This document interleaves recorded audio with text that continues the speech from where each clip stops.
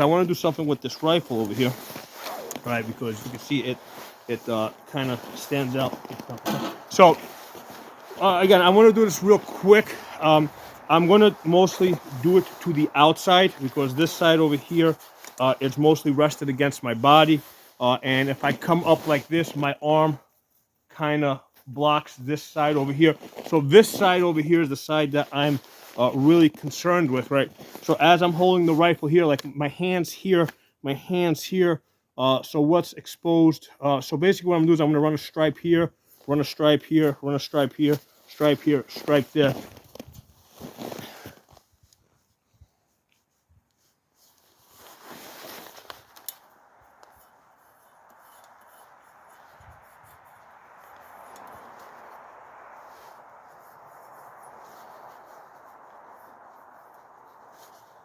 Now, if I was like, there you go, see my hand goes this. So if I was doing this like more permanent, like yeah, I could rattle can this, but that's not what I want to do because in a couple of months I'm going to be different season.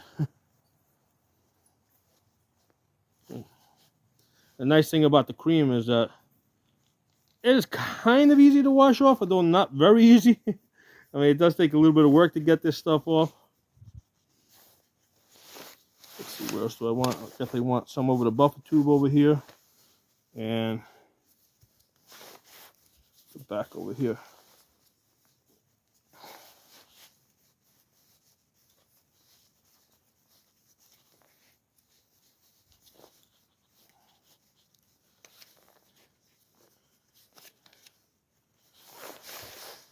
All right, so let's see.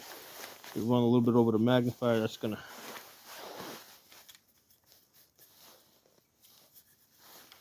Magnifier is gonna be in this position a lot. There we go.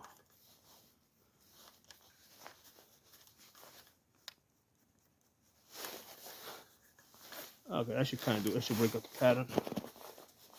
I'm gonna be shooting at the target here from a stationary position. So while I am shooting, all right, how well am I hidden? Okay, so let me go out there.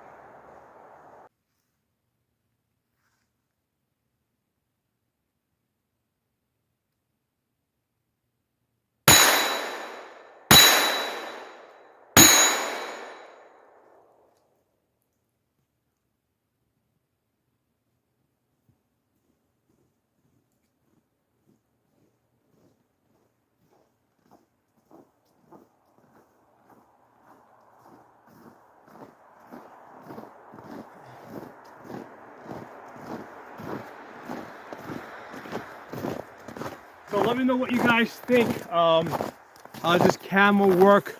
I'm going to review the video myself. So part of the reason why I'm doing this is so I can look at the video and see how I look out there. You know, see how how different lighting conditions and how movement affects how I look. Okay, I had a chance to watch the video.